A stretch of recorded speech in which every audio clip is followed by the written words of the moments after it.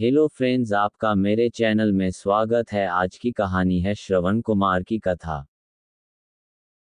ये कहानी त्रेता युग की है। उस समय श्रवण कुमार नाम का एक बालक था। उसके माता पिता अंधे थे और उन्होंने श्रवण को कई मुसीबतों का सामना करते हुए पाला था।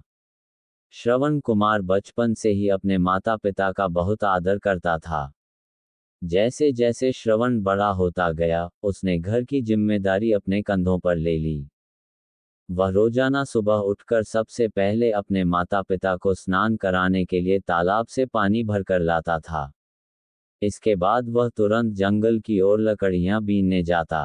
फिर लकड़ियां लाने के बाद श्रवण चूल्हा जलाकर माता पिता के लिए खाना बनाता था। श्रवण को इतनी मेहनत करते देख उसकी माँ हमेशा उसे टोकती थी। वह कहती थी, श्रवण बेटा, तुम इतना सारा काम अकेले क्यों करते हो? खाना तुम मुझे बनाने दिया करो, मैं आसानी से बना लूंगी। इसके बदले तुम थोड़ा आराम कर लिया करो। माँ की इन बातों को सुनकर श्रवण कुमार कहता, नहीं माँ, मैं ये सारे काम आप लोगों के लिए ही तो करता हूँ। भला अपने माँ बाप के लिए किए गए कामों में कैसी थकान, उल्टा मुझे तो खुशी मिलती है। श्रवण कुमार की इन बातों को सुनकर उसकी माँ भावुक हो गई। वो रोज भगवान से प्रार्थना करती, हे प्रभु, इतना ध्यान रखने वाला श्रवण जैसा बेटा हर माता पिता के घर पैदा हो। श्रवण के माँ बाप नियमित रूप से भगवान की आराधना करते थे। वह उनके लिए फूल और पूजा की अन्य सामग्री लाता, फिर खुद भी बिना देर किए माता पिता के साथ पूजा में शामिल हो जाता था। श्रवण कुमार धीरे धीरे बड़ा हुआ और जल्दी से घर के कार्यों को खत्म करके बाहर काम पर निकल जाता था। एक दिन श्रवण अपने माता पिता के साथ बैठा था। तभी उन्होंने श्रवण से कहा, बेटा, तुमने हमारी हर ख्वाहिश पूरा की है। अब हमारी केवल एक ही इच्छा है, जिसे हम पूरी करना चाहते हैं। ये सुन श्रवण ने उनसे पूछा, ऐसी कौन सी इच्छा बाकी है जिसे आप पूरा करना चाहते हैं? आप केवल आदेश दें, मैं आपकी हर ख्वाहिश को पूरा करूंगा। इस पर श्रवण के पिता ने कहा, बेटा, अब हम बूढ़े हो चुके हैं और हम चाहते हैं कि मरने से पहले तीर्थ यात्रा के लिए जाएं। भगवान के शरण में जाकर हमें सुकून की प्राप्ति होगी। अपने माँ बाप की बात सुनकर श्रवण कुमार सोचने लग गया कि वह उनकी इस इच्छा को कैसे पूरा करेगा। उस समय बस और ट्रेन की सुविधा नहीं थी, साथ ही उसके माता पिता देख भी नहीं सकते थे। ऐसे में उन्हें तीर्थ यात्रा कराना भला कैसे संभव हो पाता। तभी श्रवण कुमार को एक तरकीब सूझी। वह तुरंत बाहर गया और वहां से 2 बड़ी टोकरी लेकर आया। उसने उन दोनों टोकरियों को एक मजबूत डंडे में मोटी रस्सी के सहारे लटकाकर एक बड़ा सा तराजू बना लिया। फिर श्रवण कुमार ने उस तराजू में अपने माँ बाप को बारी बारी से गोद में उठाकर बैठा दिया। उसके बाद तराजू को अपने कंधों पर लेकर उन्हें तीर्थ यात्रा पर लेकर निकल पड़ा। वह लगातार कुछ दिनों तक अपने माता पिता को एक के बाद एक सभी पवित्र स्थलों पर घुमाने लगा। इस दौरान श्रवण कुमार ने अपने माता पिता को प्रयाग से लेकर काशी तक के दर्शन कराए।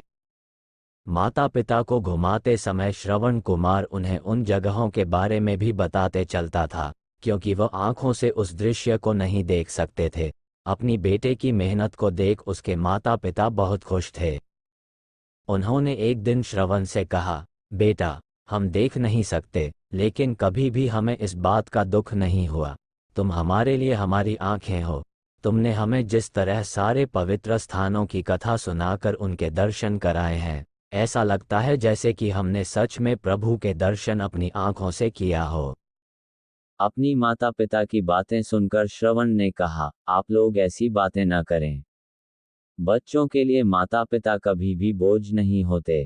ये तो बच्चों का धर्म होता है। एक दिन श्रवण कुमार आराम करने के लिए अयोध्या के पास अपने माता पिता के साथ रुका। तभी उसकी माँ ने पानी पीने की इच्छा जताई। श्रवण को पास में ही एक नदी दिखाई दी। उसने अपने माता पिता से कहा, आप दोनों यहाँ आराम करें, मैं आप लोगों के लिए अभी पानी लेकर आता हूँ। नदी के पास पहुंचकर श्रवण कुमार कमंडल में पानी भरने लगा।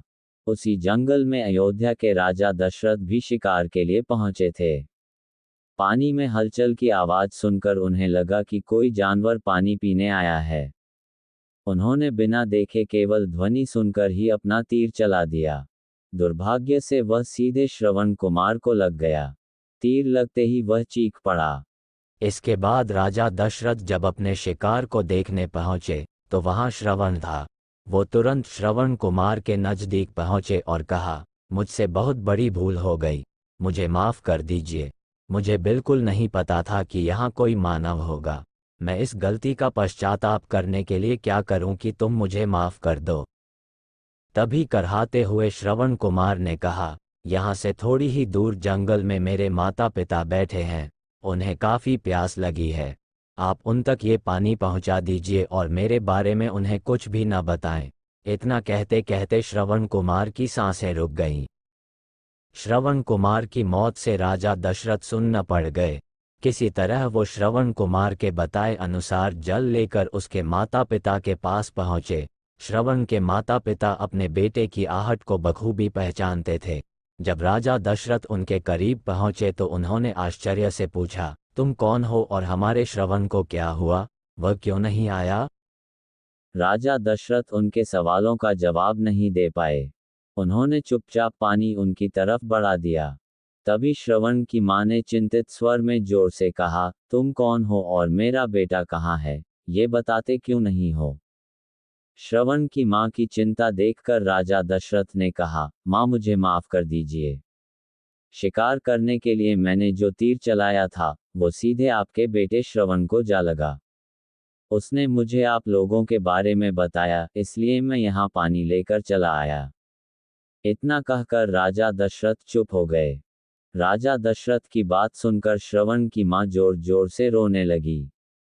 उन दोनों ने अपने बेटे की मौत के गम में राजा दशरथ के लाए हुए पानी को हाथ तक नहीं लगाया। श्रवण के पिता ने तभी राजा दशरथ को पुत्र वियोग का श्राप दे दिया। कुछ ही देर बाद श्रवण के माता पिता ने अपने प्राण त्याग दिए। बताया जाता है कि श्रवण कुमार के पिता के श्राप के परिणामस्वरूप ही राजा दशरथ को अपने पुत्र राम से दूर रहने पड़ा था। राजा दशरथ के इस श्राप को पूरा करने के लिए ही भगवान राम को 14 वर्षों का वनवास हुआ, जिसका माध्यम दशरथ की पत्नी कैकेयी बनी। श्रवण के पिता की ही तरह राजा दशरथ भी अपने बेटे से दूरी को बर्दाश्त नहीं कर पाए और उन्होंने अपने प्राण त्याग दिए। कहानी से सीख, हर बच्चे को अपने माता पिता की सेवा श्रवण कुमार की तरह ही निस्वार्थ भाव से करनी चाहिए। यही उनका सबसे बड़ा कर्तव्य है।